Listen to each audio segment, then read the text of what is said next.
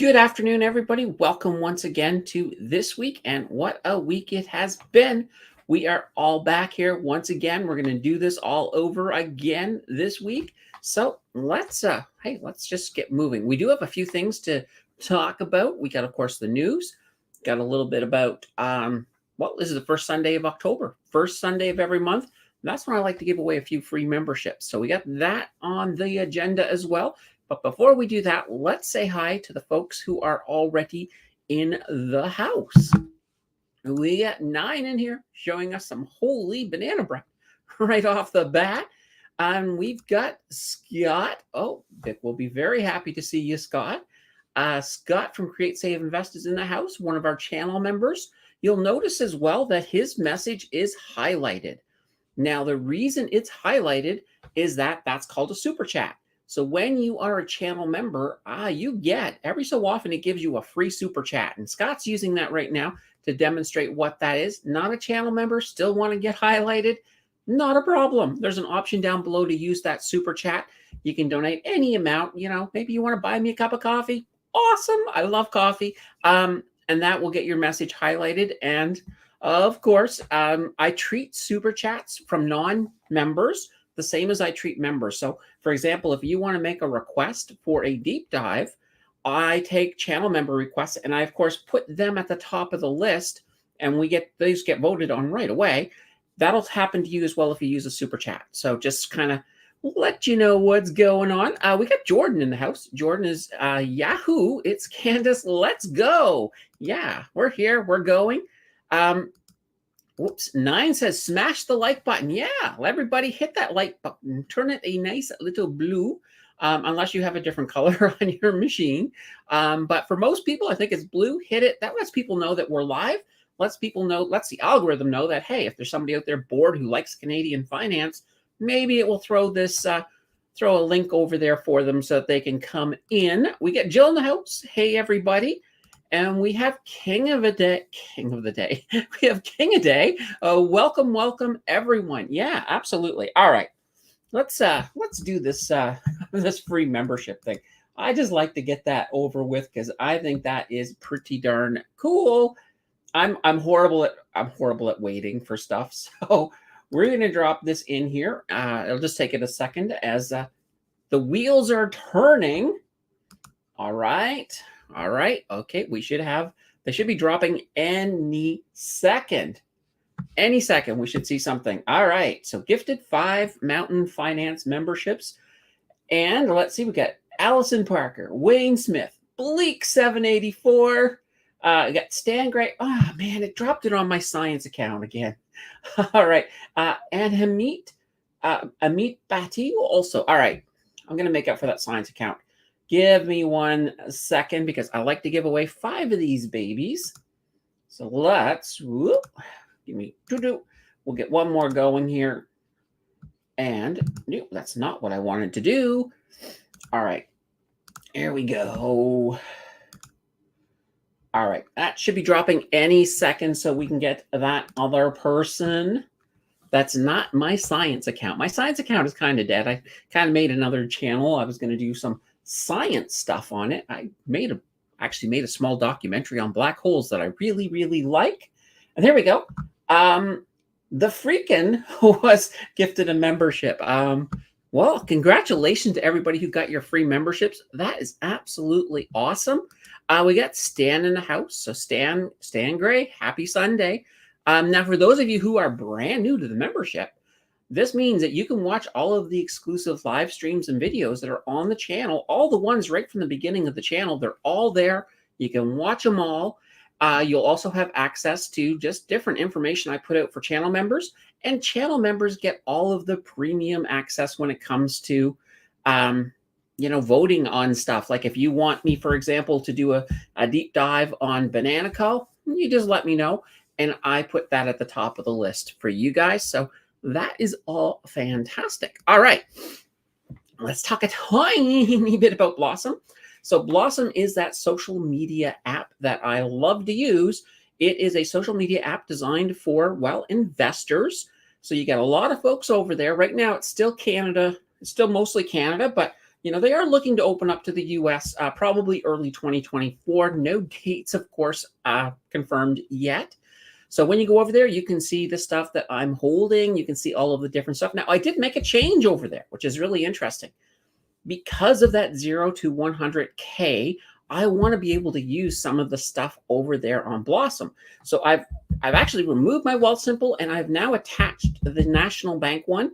So that way there you can see what is going on with the challenge. So we're going to look at building that all up and pulling more information in. Also, extra little updates on the challenge will be going out to channel members as well. So I think it's all pretty good. And speaking of the challenge, the next video, so the next $400 that went into this challenge, that's dropping on Tuesday. So that's going to be really, really, really cool. We got Bonnie in the house. Bonnie is saying hello. Enid's in the house. Good afternoon, all. We got some sterling silver saying good day, everybody. Awesomeness. Awesome, awesome, awesome. All right. Well, we also, of course, have this thing called the news. So let me bring up, let's go to our first news story of the day. So one of the things we were talking about last week is this whole possible shutdown of the US government. Now, luckily, at the last minute, Congress down there was able to pass a short-term bill, and that basically just before the deadline, and that will prevent a shutdown. Now, it was passed with the help of the Speaker of the House. So good old Kevin McCarthy, who all really looked like he was going to stay on his Republican side and say nope, but he did cross over on this one, and he was supported, of course, by Republicans, and they did pass a government bill that will fund the government until about mid-November. Then we'll have this fear all over again. Now, interesting enough, there are some Republicans who are very, very not happy with him. So there have been calls to remove McCarthy as Speaker of the House. So we'll have to see how that's all going to play out. And we'll have to see what kind of drama we will end up getting in mid-November. But for now, and for October's market, this whole mess that went on with the U.S.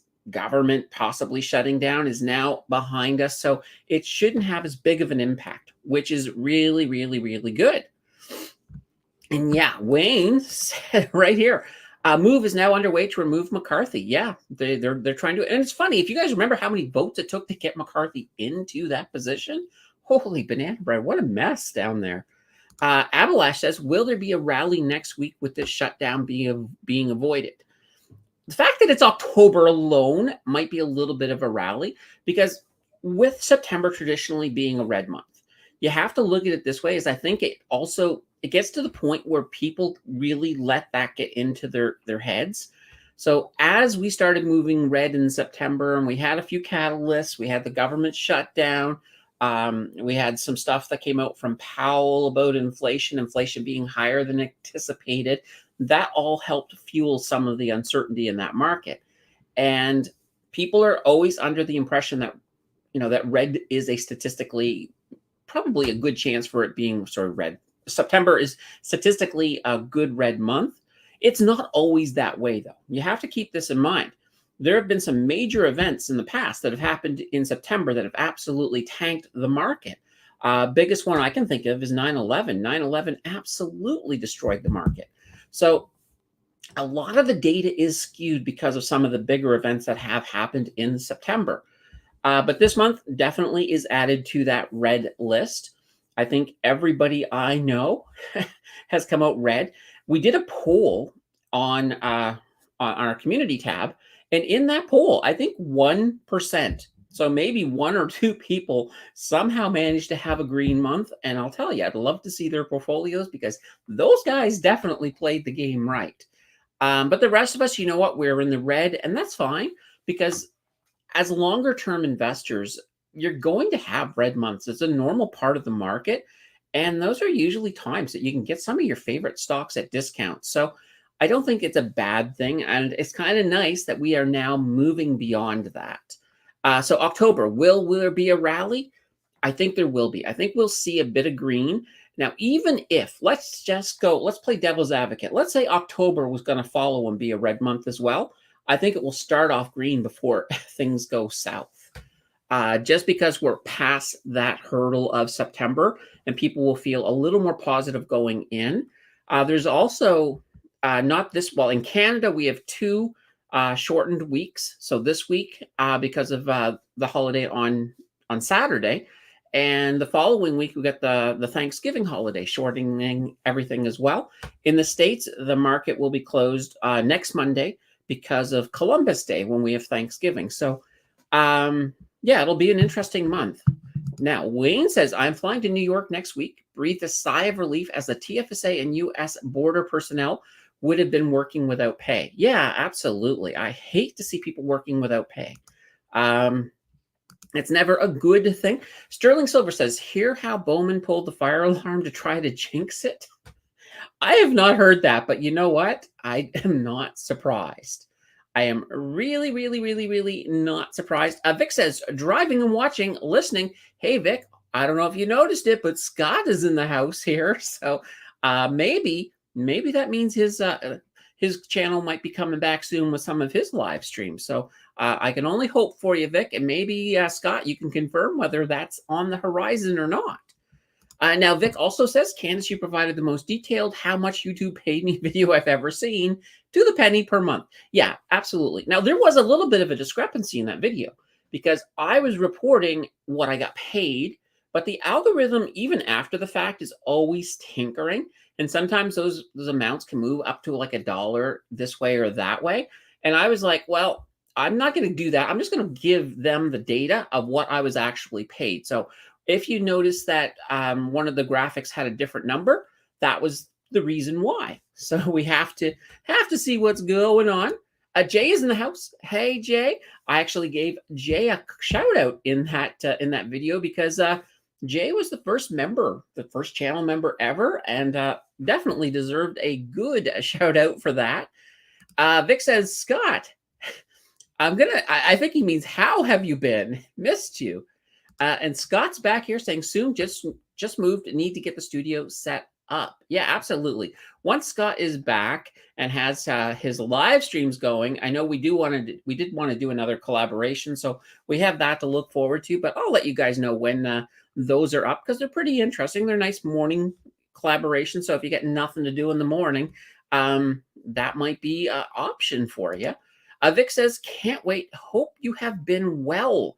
I imagine he's tired from moving, but hopefully he's doing well as well at the same time. All right.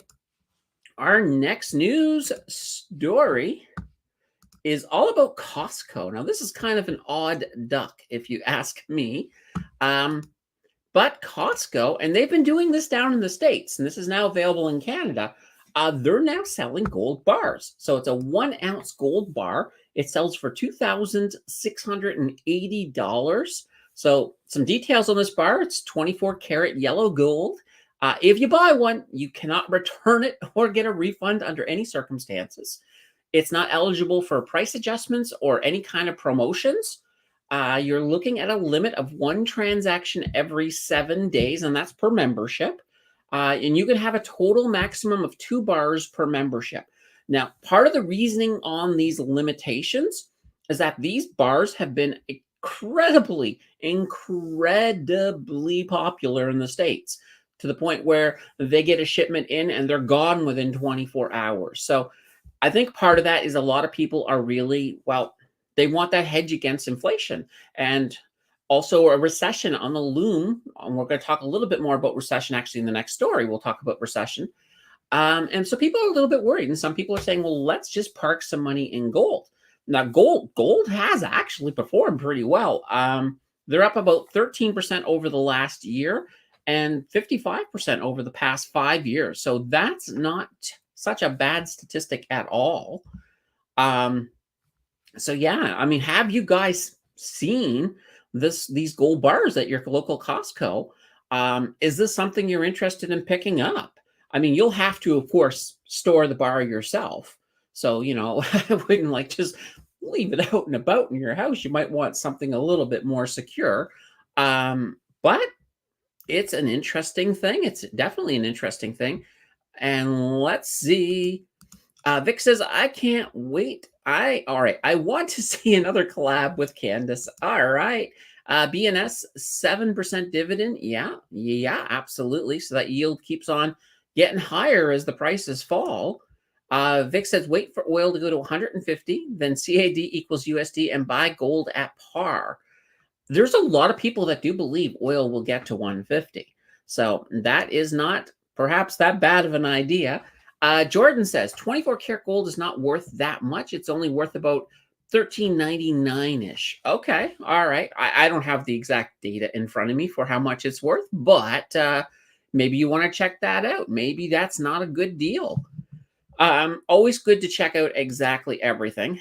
Yeah, so people are prepping. And King of Day says, so you can't sell it back to Costco. Exactly. Once you bought it, it's yours. There's no refund, no return, nothing. Abulay says, will oil really go to 150? There is oil shortage, but also looming recession. That's true. There's a lot of different pieces in play when it comes to oil. Right now, oil is definitely on the rise. It's going to move. I think it's going to move through the autumn and probably into winter. Will it get to 150? I don't know, but if it does, that would be kind of interesting. But I think for now, I think it'll definitely get back to 100 without too much of a worry. But 150, it's hard to say. It's hard to say. I don't think I'm on the 150 train yet, but I don't think it's impossible either. And Jordan says, nope. Nope, no buy bucksies. Okay. Sterling silver. I like the Canadian maple leaf 1 ounce. It's nicer. Yeah, absolutely. I think that's kind of cool. The Canadian Mint has a lot of really, really nice stuff. Gold wise, silver wise, whether it be coins, decorative. Some of them are just absolutely cool. So that might be something to look into as well. Jordan says, agreed. And we got Richard in the house. Hello, Richard. And 9 is saying Canadian maple is more liquid for gold and silver. Yeah, yeah.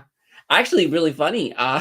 The Canadian maple syrup, a barrel of Canadian maple syrup is worth a lot more than a barrel of gold. So that's kind of really a fun thing to think about. Richard says there's going to be a mortgage crisis in the States soon. Yeah, I think there's going to be a mortgage crisis here too as well, especially as people who got locked into some of these really nice pandemic rates, as these have to renew, there's a lot of people who just can't afford it. And with the rates high, and the rates probably, here's the thing, I don't think the rates are going down anytime soon. I would not be surprised even to see at least one more rate hike here, one more rate hike in the US, maybe more. I actually saw some economists thinking that the rate hikes in the US might have to go as high as 7% if they really truly want to get inflation back down to 2%. So we'll have to see how that's all going to work out. I don't think many people in the States can handle a 7% rate hike. 7% or rate hike up to 7%. I just don't think they can do it. I don't think 7% is doable right now. But we used to have rates much higher than that. So you have to put it all into perspective. But I think people are at that point that would cripple them at this point in time. Abelesh says there was also probably tax on the Costco gold bar as well. Isn't it better to just buy paper gold? Well, there's the question, right? I have no problem buying paper gold, buying stock in gold, whether it be a gold ETF or whether it be gold mines. But I guess if you actually own physical gold, and let's say the worst case scenario were to happen, and society kind of collapses a little bit, well, then you might be the really smart one at that point.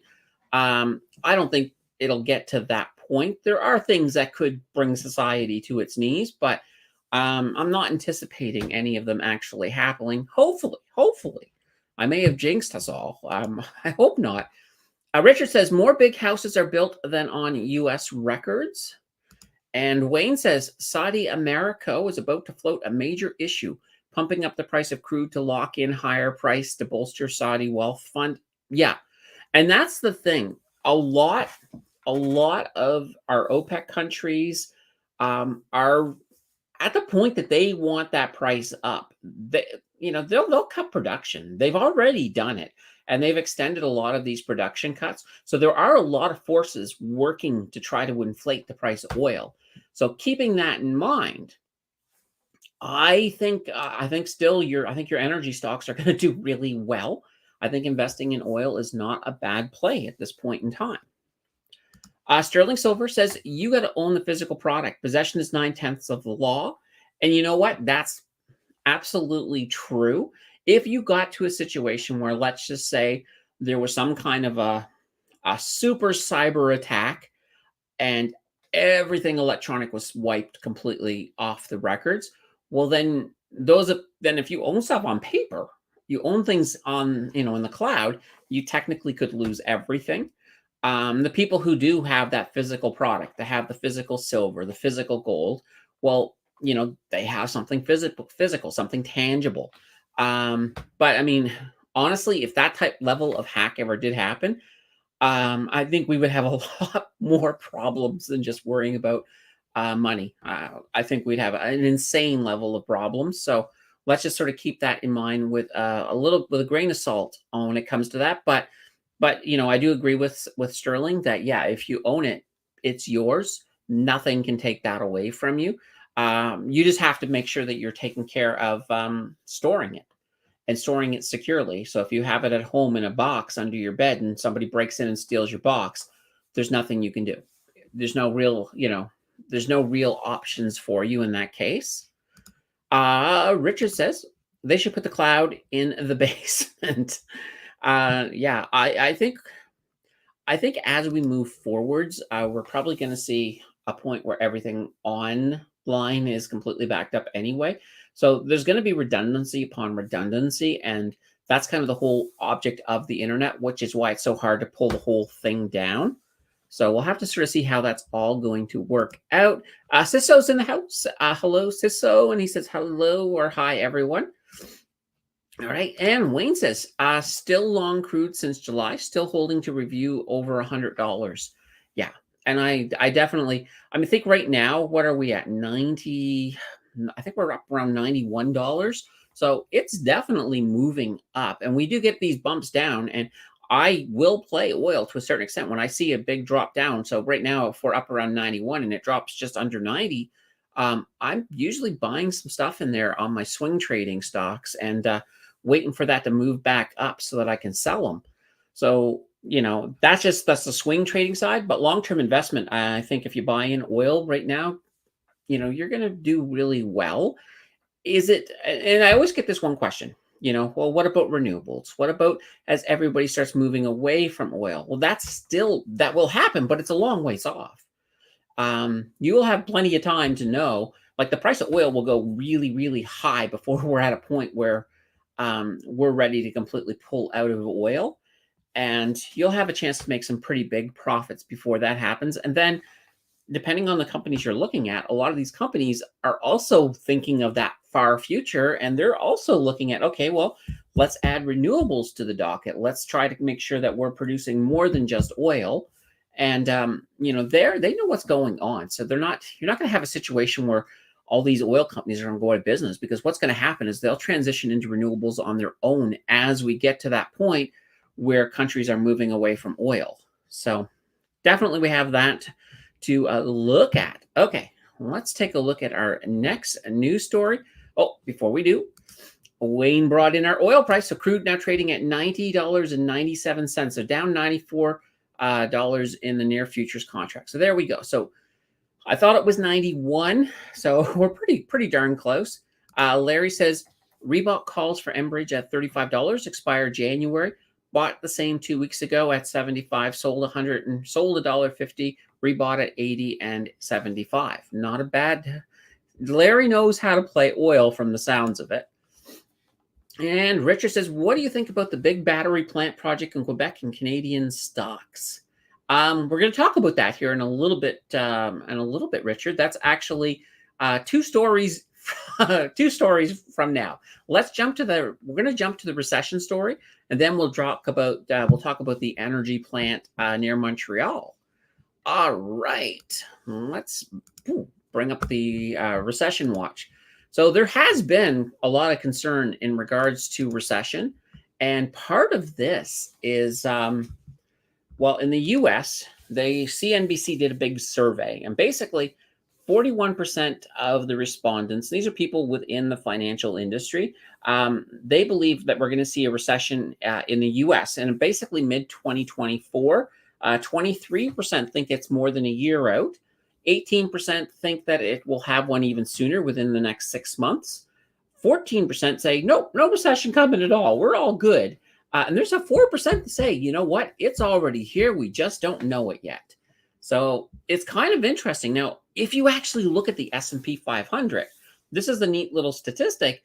Right now, about 50%, so 7 stocks are up 50%. The top 7 stocks in the S&P 500 are up 50%.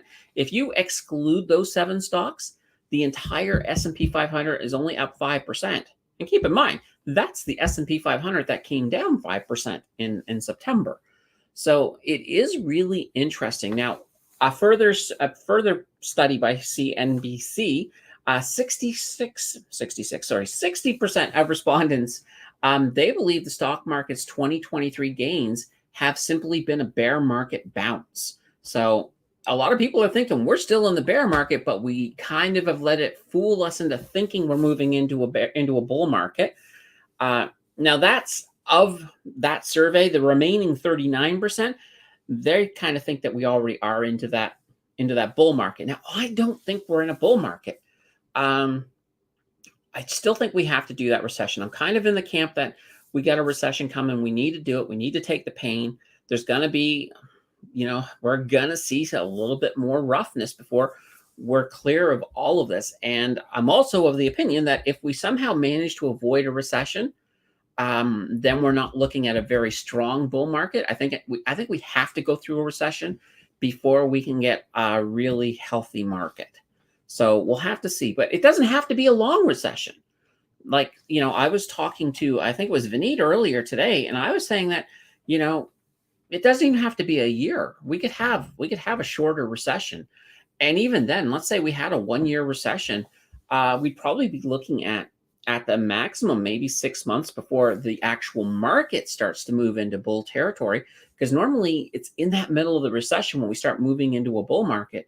And that's what pulls us out of the recession. So it's kind of going to be a very interesting thing to see how that all turns out. King of Day says, sorry, what percentage of your portfolio are you using for swing trading? It's a good amount. So I kind of keep things separate. So I've got my portfolio, and then I have, it's probably, if I tried to pull it all together, it's probably closer to a 50% percentage in total, but it also depends on what I'm counting in that. But, I tend to use a fair amount when it comes to swing trading. Like I like to have a whole bunch of swings just going that I can sit there, and if it goes south, I can just leave it there until it gets better. I don't like to take losses if I don't have to. A lot different than when I was doing the day trading. The day trading, I was moving things really, really fast. And, oh God, quite literally I'd be buying something and not even 10 minutes later, I might be selling. That's kind of the speed I was going then. But I'm definitely doing this a lot easier. So let's see. Cisco says, in my opinion, is not passing $100. Looks what is going to happen this month in the USA. All students start paying student loans that have stopped since COVID. Okay, that makes sense. Yeah, there's definitely, it's going to be difficult, I think, for at least students. But you got to look at too. Most investors are usually not students. Students, I think, are more into, I want to say more into crypto, but then again, it's kind of hard to say what's going on. I think there's a lot of students that are just not into investing at all. Which is a shame, because I think as soon as you are old enough to invest, you should be investing. But that's just me at this point. Omar is in the house. Whoops, right here. Omar says, I thought they were already in one. I thought you were. All right, I thought we're already in one. Oh, in the bull market, is that what we're talking about? I don't think we are. I think we're having a bullish-like behavior, but I think a lot of it is when you look at the whole AI pump that we've been having, it's making the market look so much better than it really is. If you remove those stocks being pumped by AI, the market's not quite as robust as it looks. And I think at that point, if once you've removed those and people looking at it, be like, okay, yeah, we're not really in a bull market. Um, and I don't think we are yet. But we'll have to see how this all turns out.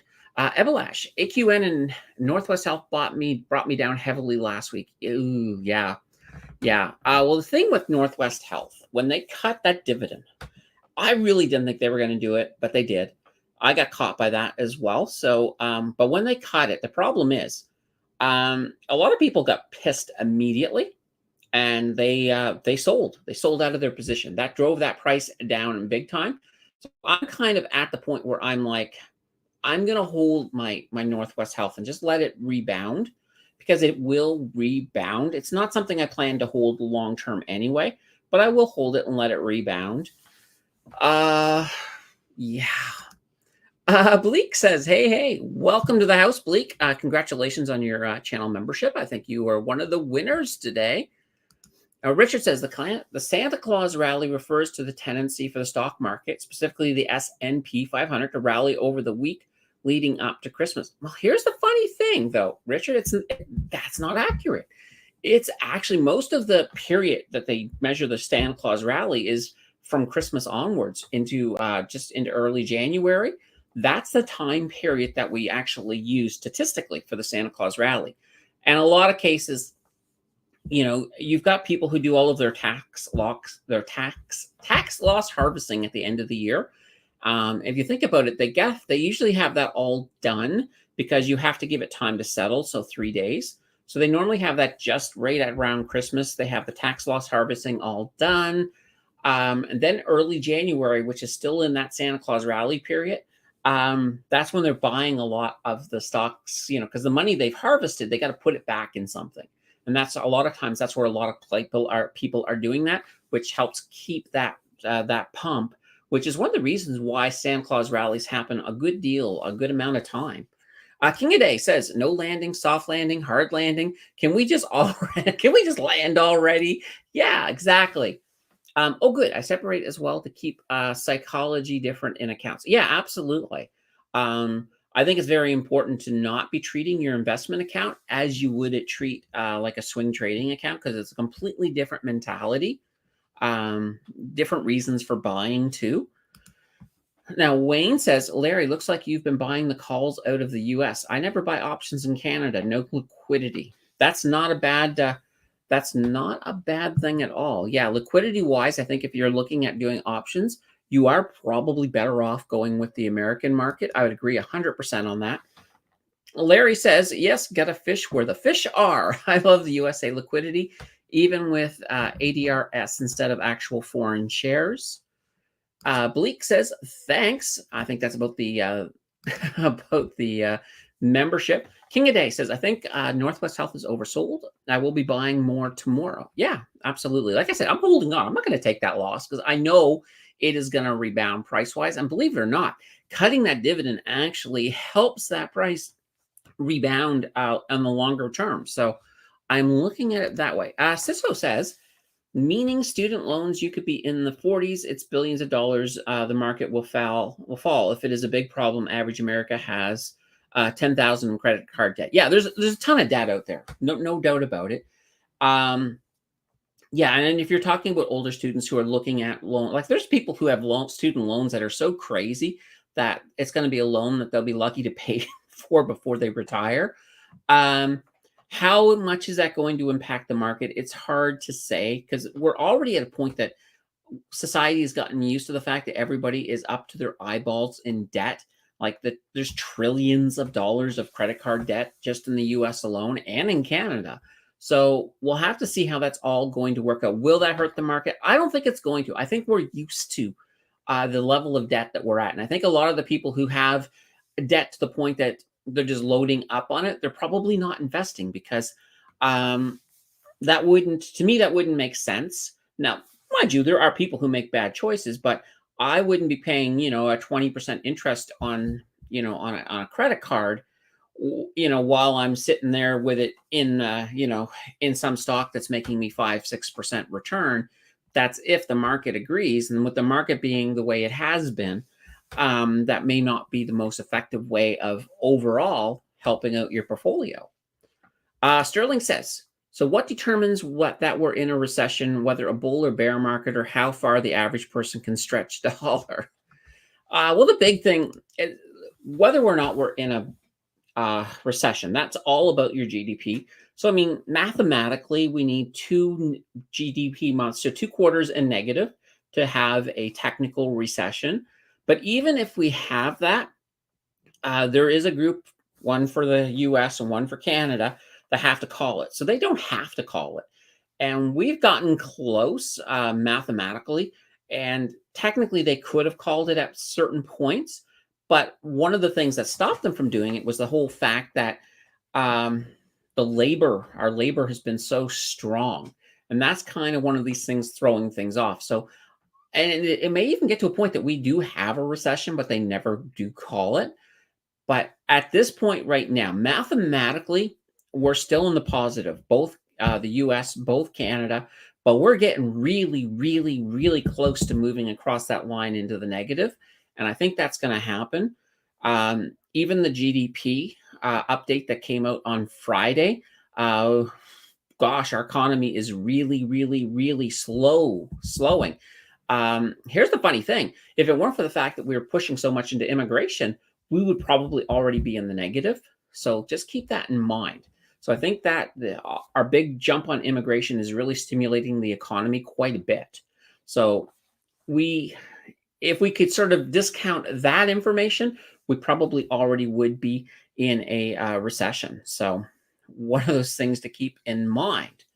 Larry picked up a lot of Coca-Cola on the 10% drop. Yeah, Coca-Cola is a really good stock. I have some of that in my RRSP. All right.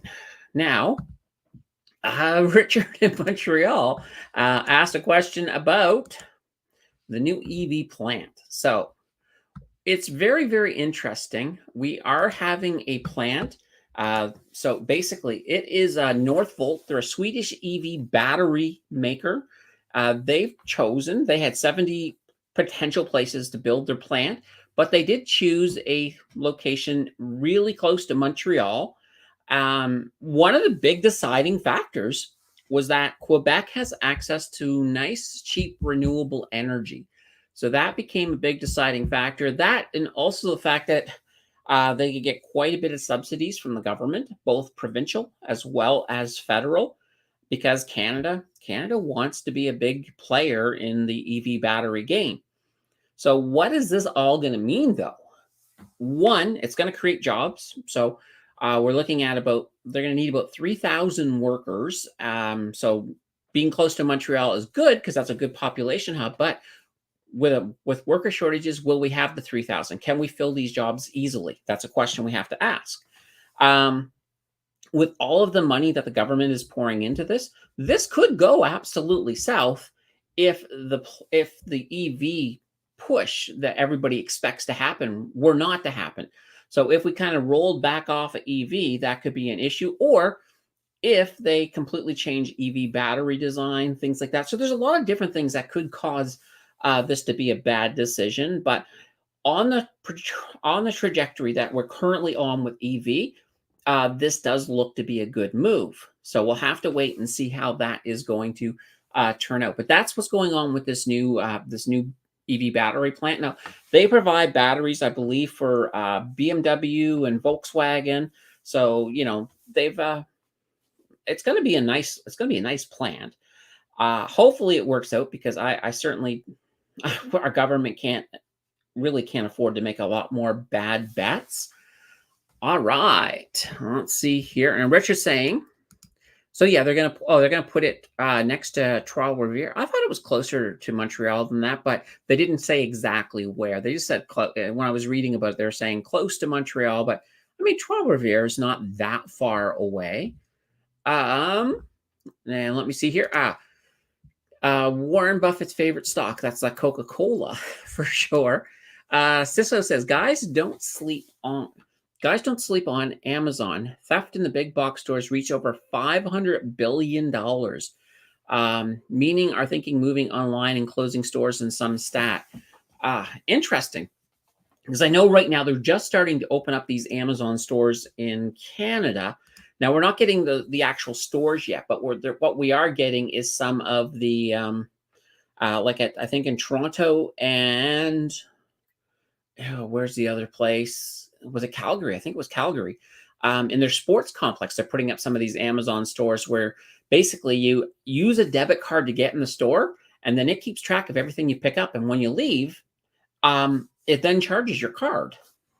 So it's kind of an interesting thing. So it said that with one of these things, you could actually, if you're at a game, you could go in, grab a beer, and get out in like 5 seconds. That we're talking really, really fast. So there's also, I know in the States, there's a lot of grocery stores like these Amazon ones that do groceries and everything else. And all you do is really you just, use your debit card to go in, you fill up your cart, it tracks everything you put in your cart. And then when you leave, voila, it just charges you. Now, one of the big advantages to this model is that because you don't have to wait around for anything, it's just in, out as fast as you can go. Um, Less chance of you putting stuff back. So anything you put in your cart probably is going to stay there and you're probably going to buy it. Whereas if you're waiting, I mean, if you've ever been to the grocery store and you're waiting in line, you're looking at your cart and you're like, oh, do I really need this item?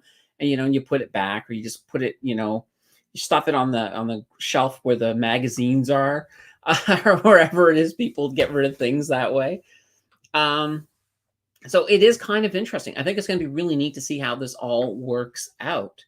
So yeah, that is that EV plant. All right, we're getting through the news slowly. Our next story is all about AI. We got a couple stories on AI today. So for this story here, what's been going on is some of Canada's big tech companies, like BlackBerry and OpenText, they've agreed to basically they're voluntary rules about AI. And so basically these are guidelines that say that they have to use solid AI systems, subject to their AI systems to a solid risk assessment. I don't know if it's protocol, protect them from cyber attacks, and make sure that they also receive human oversight once they're implemented. And they also want them to have an oversight for, I guess, discriminatory behavior. So you don't want your AI all of a sudden starting to spew things that are perhaps not very nice. So this is going to be kind of a stopgap. Like they don't plan to keep this around forever, but basically they want to keep it in until there is some real AI legislation. It's called the Artificial Intelligence and Data Act, so AIDA. That's supposed to come into effect in roughly 2 years. So that's kind of what they're doing.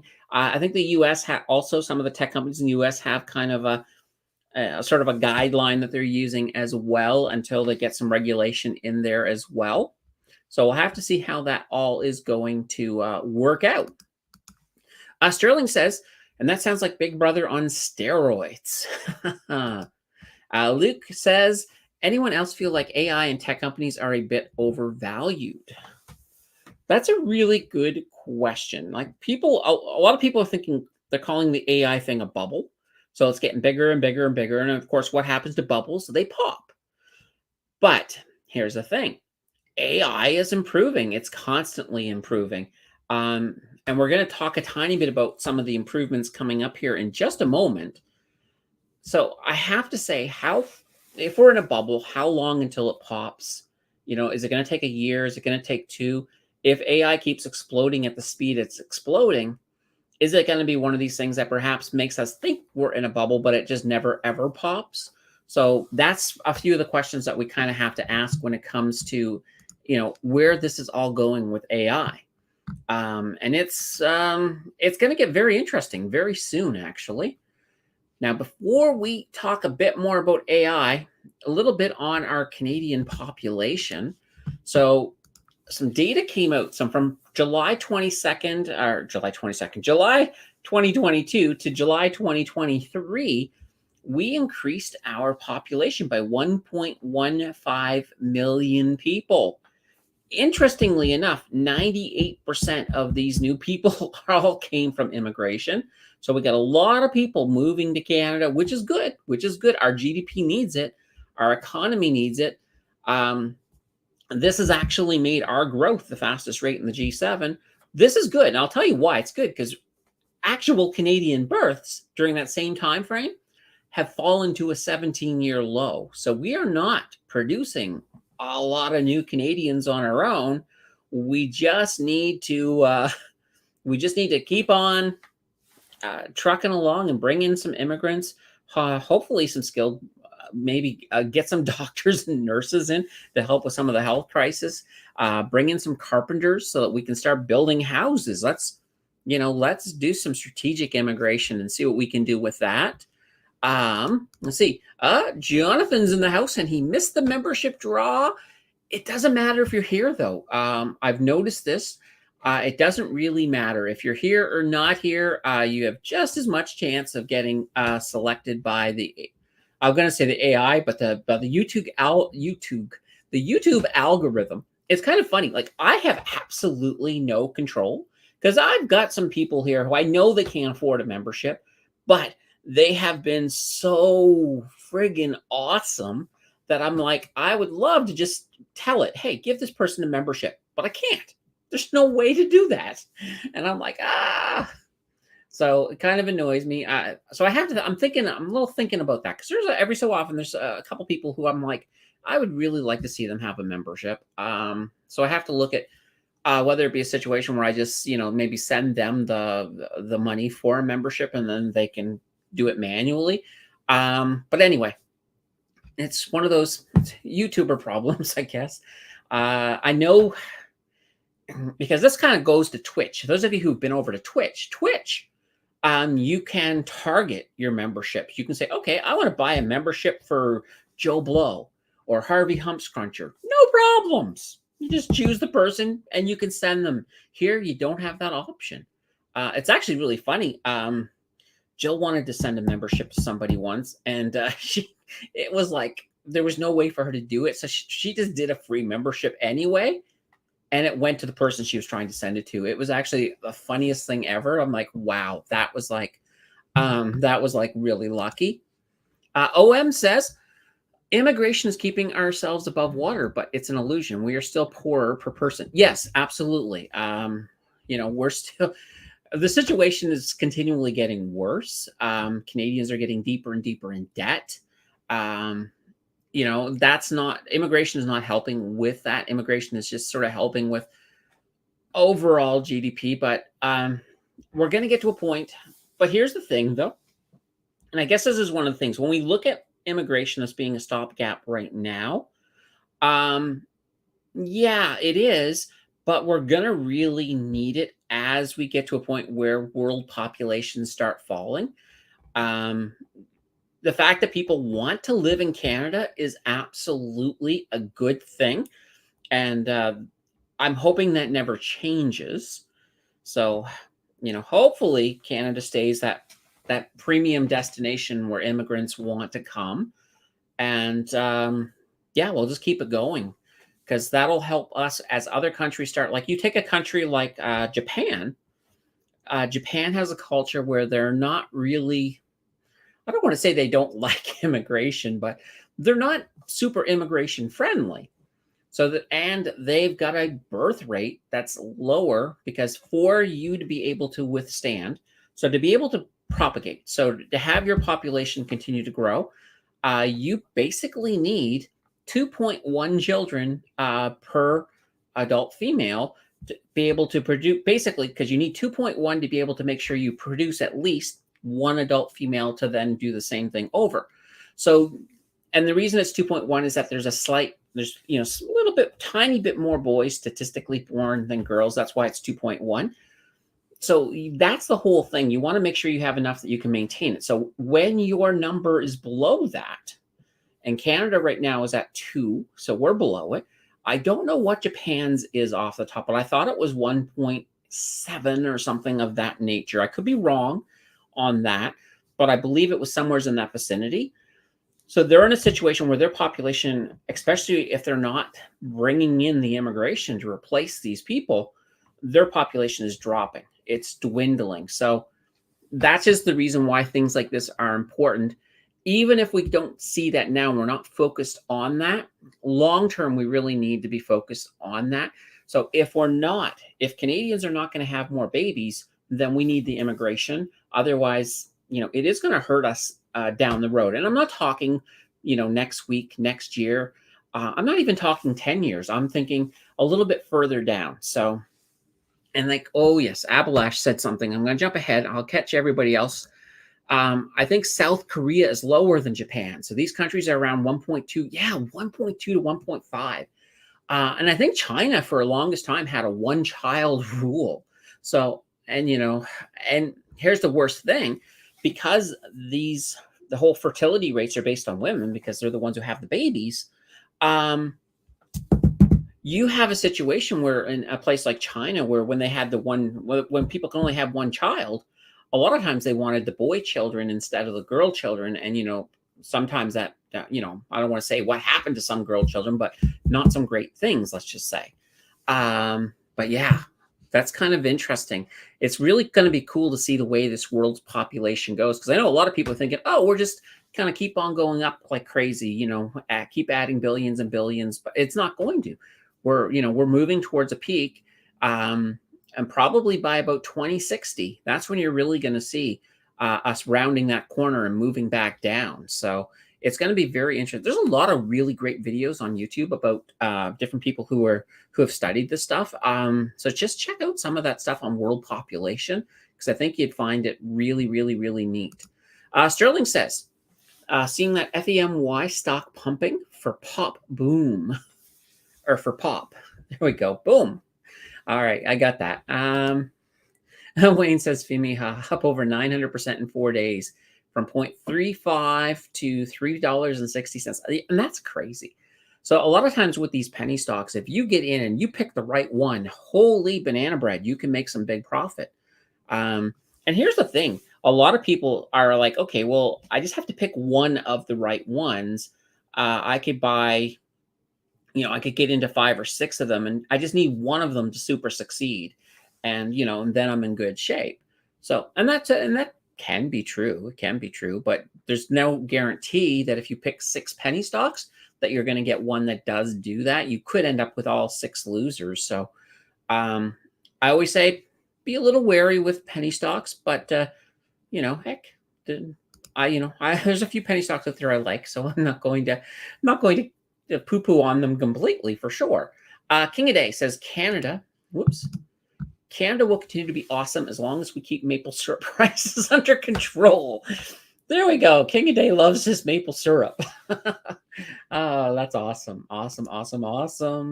Let's see.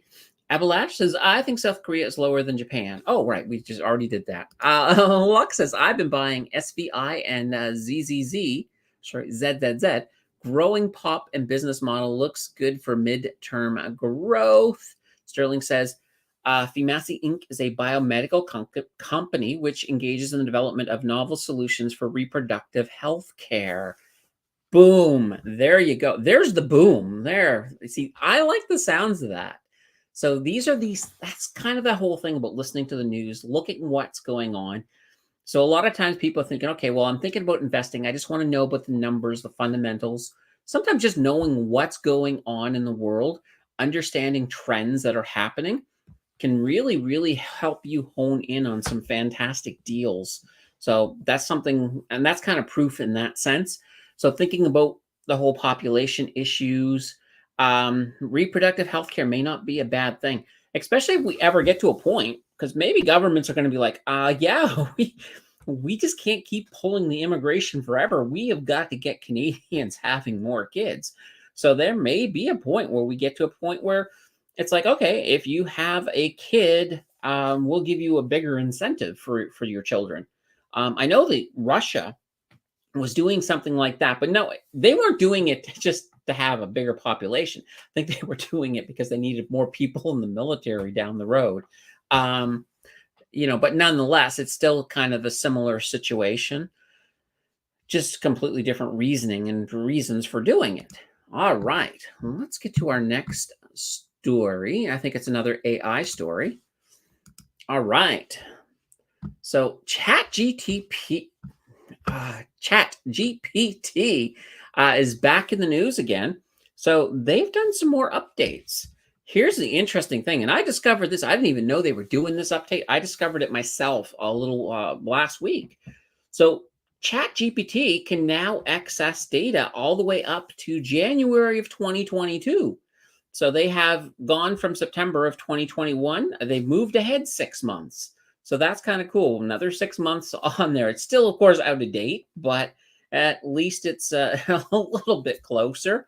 Now they do have some voice stuff that's rolling out, and you're soon going to be able to use an app on your phone, probably, and I think they said within about 2 weeks, where you will be able to talk and just have a conversation with ChatGPT. It can listen to you and it can talk back.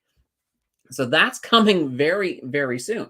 Now, interesting thing about this is a lot of the other ones. Hi, thanks. That was Alexa, by the way. A lot of the other AIs out there, they're looking at upping their game. So Amazon has updated Alexa to make her more human-like. Yesterday, when I heard about that, I was like, okay, let's find out. So I've been testing her out a bit, and she was actually much more conversational. She even out of the blue, I was just, I think I was just mentioning that I think I was just mentioning that I wanted to go to sleep or something. Which can I share a rap with you? I'm like, what? So she started rapping about stuff. I was just like, okay, and out of the blue as well, I answered something that she asked me, and then she just came through an okie dokie at me. I'm like, what? What? Alexa's throwing an okie dokie? So yeah, she's starting to be a little more playful, which is kind of funny, but that's what's going on with Alexa. And I think we're going to be seeing a lot more of that as this continues. And it's good. To me, it's really, really good to finally see some of these things happening. Because with AI getting crazy, things like Siri and Alexa and your Google app, I want to see them picking up the game plan a little bit. Let's start seeing what we can do with them. All right. Wayne says, the housing market is finally topping. Residential construction stocks are breaking down from tops, and in most cases are trading below downsloping moving averages. Okay. That makes sense. Yeah, I mean, we're going to see, I think we're going to see a lot of interesting things with housing related material stocks as well as housing. I think even if things go down, I think they're all going to be coming back up because there's going to be I think it's going to be a huge emphasis on construction. I mean, heck, we need, especially in Canada where we're pulling in the level of immigration that we are, we absolutely need more housing units one way or another. I'm glad to see that they had pulled the taxes on people making apartment units. Let's get some of these made so we can at least house people. Because I don't want to. If we get to a point where it's like, hey, would you like to immigrate to Canada? We don't have any place you can live, but we'll let you in. I mean, come on. We need to have houses to bring people in. We need to have houses for people who already live here. So let's just keep that emphasis on. VinFast can and went. I'm not sure what VinFast is. Can Siri and Alexa be friends? I think Alexa and Google are probably closer related. I think Siri just has her own little thing going on sometimes. But Apple did have a new update that came out as well. I haven't noticed a lot of difference with Siri, but I know a lot of interesting things on my computer that I am absolutely loving. So for example, I'll show you guys because this is so cool. So as part of the update, I now have this control. Watch. Woo! Hopefully you guys can see it because I can see, the camera just doing, I can do the zoom thing while I'm like, on the air. It's just like, whoa. So just one of them cute little things. And there's different things for, if I'm using like different things like FaceTime, there's hand gestures I can do to make stuff happen on the screen. It doesn't work in StreamYard yet, but maybe I should find a way to make that happen because it'd be kind of cool. If I did a thumbs up, for example, it would send balloons flying up into the air, all that fun stuff. So, um, does anyone remember Ask Jeeves? Oh yes, yes. One of those early search engines. Actually, the search engine I used to love when I first got into the internet was one called Dogpile. Because what it did is it would take your searches and it would then search a whole bunch of different search engines and bring all the results to you. So that's kind of an interesting thing. Vic says labor costs have skyrocketed, so can't even build at reasonable costs. My mechanic is near $200 an hour. Wow. Oh, I know in Ontario, well, effective today, they just raised the minimum wage from I think it was 15.50 now to 16.60, somewhere's in that vicinity. Um, so yeah, a lot of people got some pretty big raises today, but you know, it's not like they're going to have extra money left over. That's only going to sort of help take a little bit of the tip off of inflation. Let's see. Wow, that's a nice studio. Did you furnish with all the YouTube money? Yeah, that's it. Yeah, YouTube pay for everything. So we'll put that there. See, Firefox was the best. I used to like Firefox as a browser, but then I found it got big and bloated. And as it started to move a lot slower, I just eventually stopped using it. And yeah, we'll have to sort of see. Let's see. Oh, there we go. Scott used. Oh, sorry, Scott. That's the friggin'. I don't know why I thought for a second it was somebody else. The friggin' says, "Yep, I use Dogpile all the time with my Netscape browser." Yeah, that was absolutely very old school back with Netscape. You know, if you remember all the CDs you used to get from AOL, that used to be crazy. I had a wall. I used it, you know, I was younger, so I took all of the CDs that Amazon, that AOL was sending me, and then I put them shiny side up, and I made a mirror wall all built out of CDs. It's kind of cool. It's dumb now, but it was really cool back then. Let's see, my audience skews a bit older. I actually got a pretty good. It's interesting. I think the most common age group on the channel is well, heck, let me just I'm gonna pull this up here. Give me a second. Let me go into my analytics and I will tell you about my audience. Here we go. It's just loading right now. It's taking its good old time. All right, so let's see here. All right, so my audience, 89.2% are male, 10.8% are females. Age-wise, the most common age that watches me, 55 to 64, that's 23.7%. Followed by the 45 to 54 is 19.3%. 35 to 44, 18.2%. 25 to 34 is 18.8%. The 18 to 24 is 7.8%. And those, I missed the people over 65. That comes in at 12.1%. So I have every age group except for nobody under the age of 18 are watching me at all. So, and that's fine. That's fine. I'm okay with that. Most of my viewership comes from Canada, 69.7%. 11% comes from the United States. The UK at 1.3%. And then I got like small amount from Germany and Australia. What else do I have here? Oh, I have some views from India, the Philippines, Sweden, Netherlands, Poland. Oh, awesome. South Africa, Ireland, Austria, France, Belgium, Italy, Brazil, Greece, and Portugal. Okay.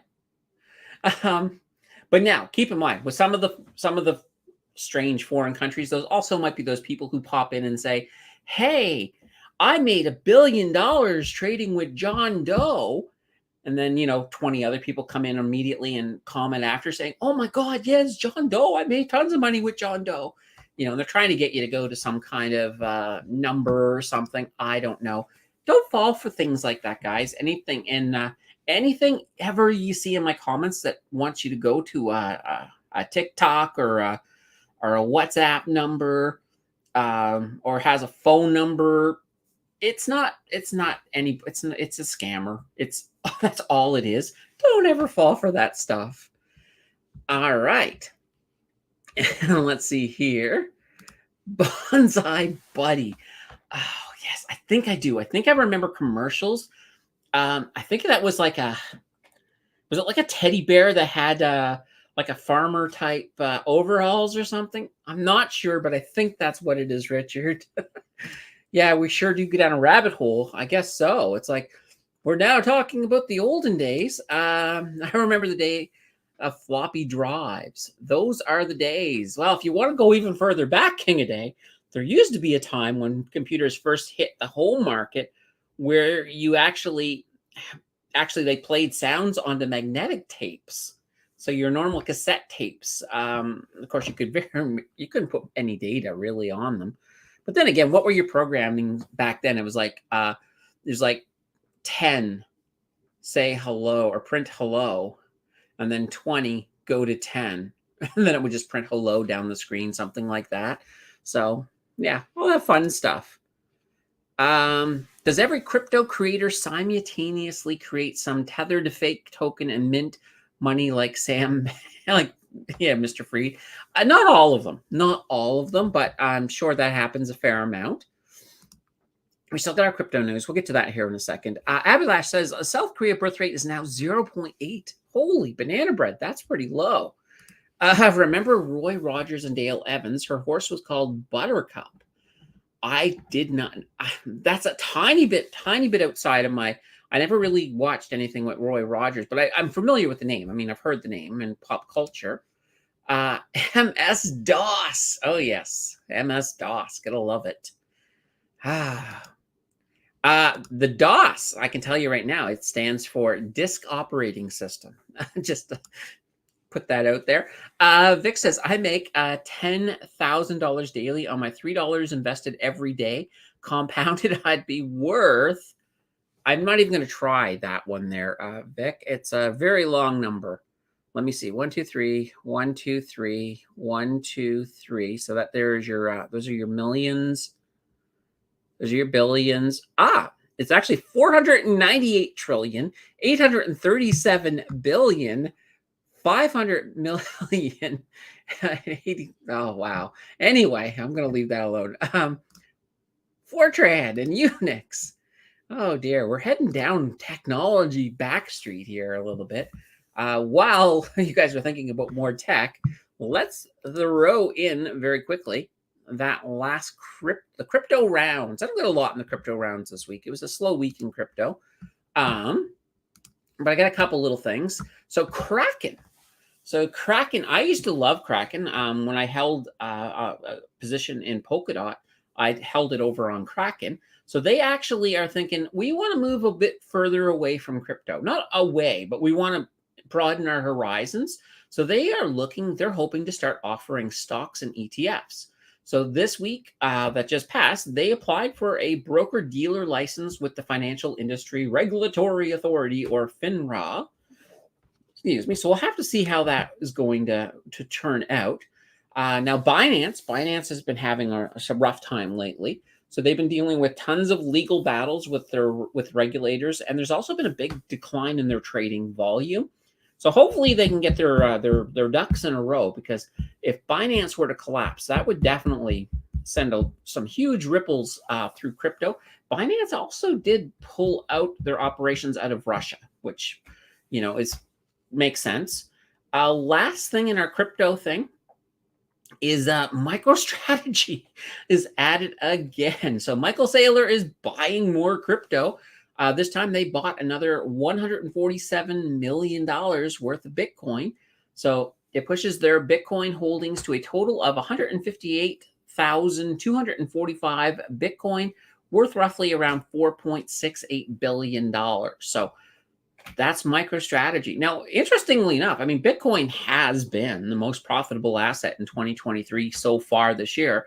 So if you had bought Bitcoin in January, you would be up 32.2%.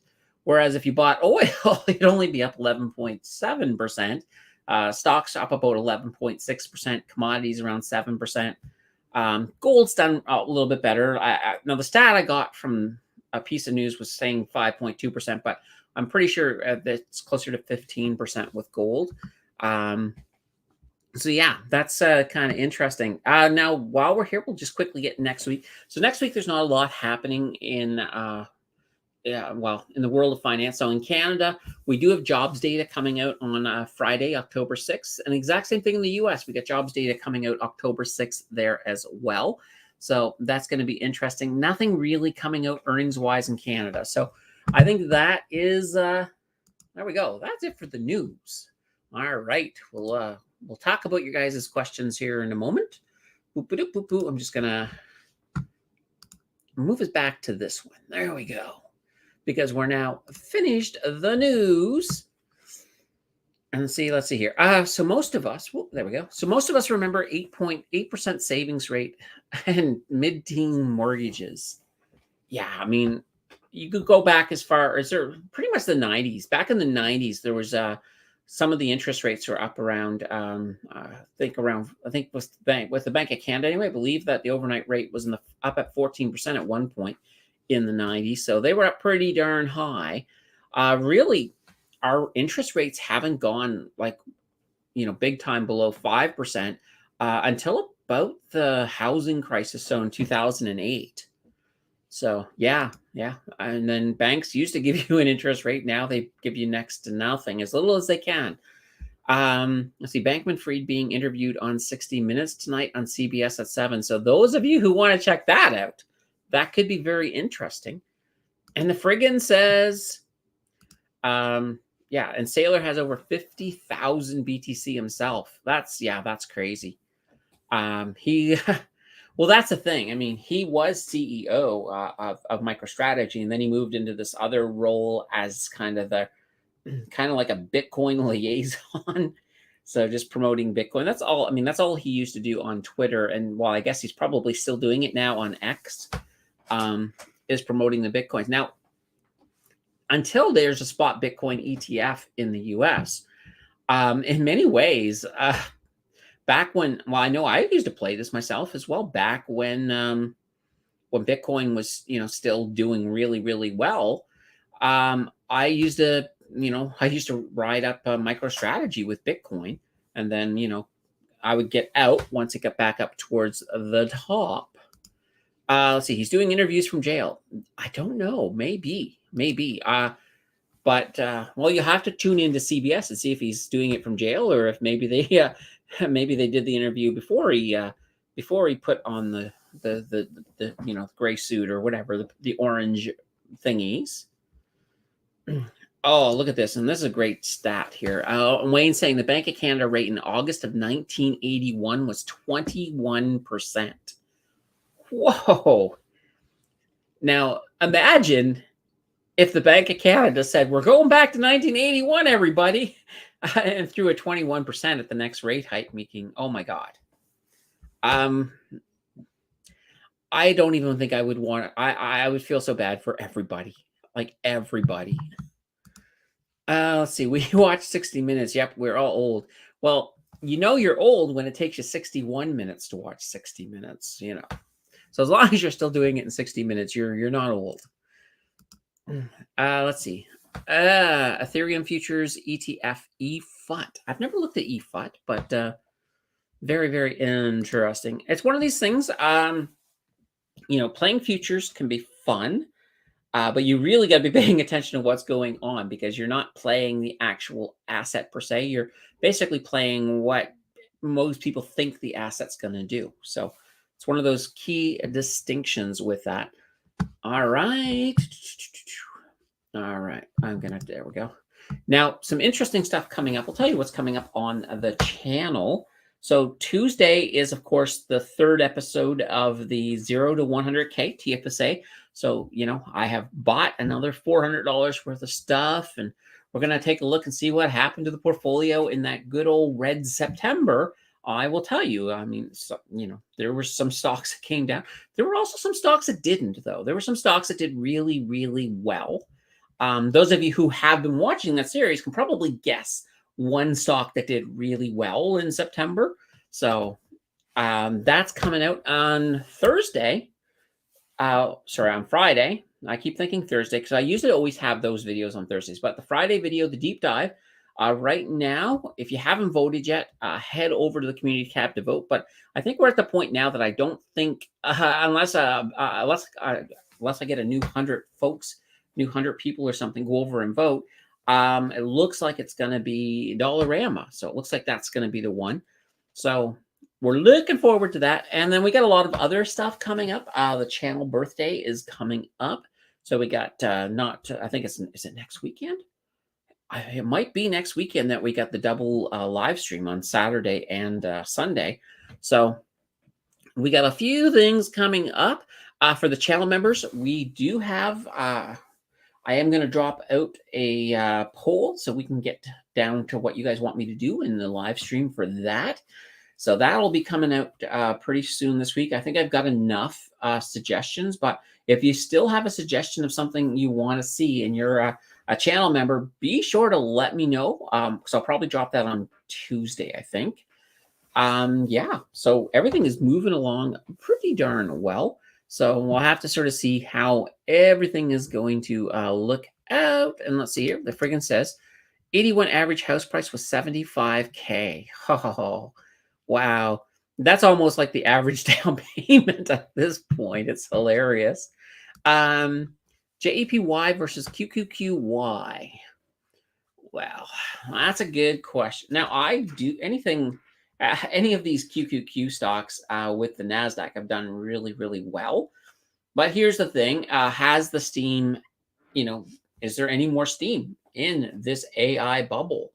I think there is. I don't think it's as massive as what it has been. So, but there is JEPY. I like both of these, I think, Vic. Yeah, I think I would have to say that I do like both, but if I was really, really, really had to choose, I probably would go with the QQQY. But yeah, no, I definitely like both. Interesting thing too, I've been reading about some different people who are starting to move a lot more away from individual stocks, and a lot of long-term investors are now really getting into ETFs and thinking, okay, let's start really adding to that ETF presence so that way we don't have to worry about which of these stocks are still going to be here in 10, 15 years. That's not a smart. That is a smart move. It's not a dumb move at all. So that's one of these interesting things. And I may do a video somewhere down the road about that because I think that's kind of a cool idea. All right. So next weekend, of course, we'll still be back here, even though it is a Thanksgiving Day weekend. So we'll be back here. I am going to Toronto on October 13th. So there's part of me that says I should just go by at the TSX and take a couple pictures of myself in front of the TSX for everybody. I don't know if I'll get a chance to get over to the TSX, but I've been thinking about it. I've been definitely thinking about it. I might have the chance. So that'll be kind of fun. So, any of you in Toronto, look out for me on the 13th. I will be around there somewhere. So you never know. You might run into me if you're in Toronto on the 13th. So we'll have to sort of see there. All right. Opinion on zero date expiration options. I don't think I really have a lot of opinion on them, to be honest, Vic. I don't really do options. But I have a feeling that ooh, I like this next comment, but we'll wait. I don't, but I actually do want to start looking probably in 2024. I'm going to probably take that little, get my feet in the water, maybe start doing some options. Because I think there's definitely money to be made there. Now we do have a few people in the house, for example, that are, definitely very good with options. So they might have some opinions. So one of those things I do have to, and speaking of that, I do really have to get that Discord moving here soon because I want to be able to hear you guys having that option to be able to just communicate a lot more with each other in addition to me. So that's big on the list because you guys did vote for Discord. So I'll probably keep the Facebook going at the same time. So I'm not going to close one. But I think we have a lot more options in Discord. I just have to figure everything out. I haven't did that yet. Oh yeah, let's see, Candace, head to the New York Stock Exchange. I would love to ring the bell. That would be kind of cool. I just go down there. I'd be the type that, you know what, I'd be bad. I'd ring it 1 second early and then have all these people look at me with annoyed expressions. You rang it 1 second. I don't even know I don't even know if you physically could do that. It's probably set up in such a way that you can't ring it early, but that would be good. So they can okay, and you're talking about the 0 date expiration. Yeah, I mean, like I said, I don't know a lot that I want to speak on it, Vic. So I'm gonna leave that one alone for now. But we'll definitely get more into options when I start moving in that direction. But right now, I'm I'm more fundamentals, stocks, and stocks that use leverage. I'm good with those as well. Wayne says credit spreads. Okay. Oh, are those the 0 date operation using credit spreads? Yeah, that doesn't sound to me like that would be good. See, that's one of the issues that I have is that with options, like I probably don't want to use leverage on those. So if I'm going to do any options, I'm going to do it, straight up using money that I have, opposed to taking leverage. Only because, like, if I lose, I want to lose my money. I don't want to lose money that I don't have yet, or well, I might. It's not that I don't have it. I don't want to have to liquidate something to cover something else.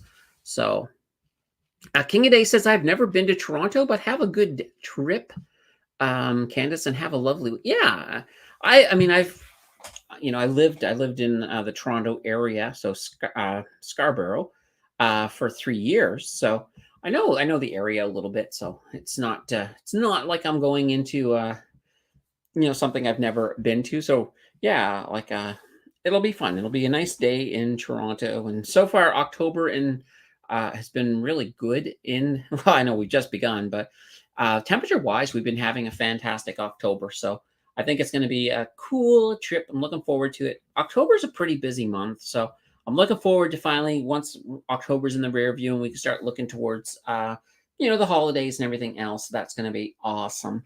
All right, everybody. Let me see. Maybe you can do a short from the TO. Yeah, do one in front of the TSX. I'll have to bring, and here's a question I have. Don't answer me now. I'll put out a poll on this, but I'm going to leave it. Probably going to I'll tell everybody the question, but I'll probably let the channel members decide. With the shorts, do you guys want to see the shorts be more of list type shorts, like what I've done before, like the stuff I've done, like, top 5 provinces, wages or things like that? Are we looking, do you guys really like this? Because they seem to be doing a lot better. The other thing too is little tidbits of news. I can put little tidbits of news and make sort of the shorts more related to this week, opposed to the stock stuff that I do during the regular week. So keep that in mind. I'll put a poll out. I'll figure out how to word it, and then we'll see what you guys decide. And I will, of course, go by whatever the channel members decide. So that is always a fun thing. One of the powers of being a channel member. All right. Let's see. I have a long-term option on gold, expires in June 2024. They are called leaps, gives you plenty of time to trade. Yeah, absolutely. That I like. I think that's a good way to go, is with long-term options for sure. Gives you a lot of maneuverability. And if you're in a position where you can close out your option and get yourself, and leave with a good profit, why not? Let's see. King it out, thou shalt visit country's capital. Toronto is awesome. Well, Toronto is not the capital of Canada. Just want to put this out there. It happens to be Ottawa. And yeah, short selling episode. Well, yeah, we'll have to look. I'll build some of that in, because I do want to dabble more into that. And because I haven't been dabbling into it, I know a good amount about options, but I don't know everything. So I certainly want to know more than I know right now before I start talking about them on some levels. But all right, until then, guys, this has been fantastic. We'll be back here next week. We'll do this all over again. we'll have another great Sunday, and hopefully it'll be a beautiful, beautiful weekend next week for you. And hopefully most of you are enjoying this long weekend. So nothing like getting two double long weekends. So anyway, until then, we'll see you guys next time. Take care and have a great weekend.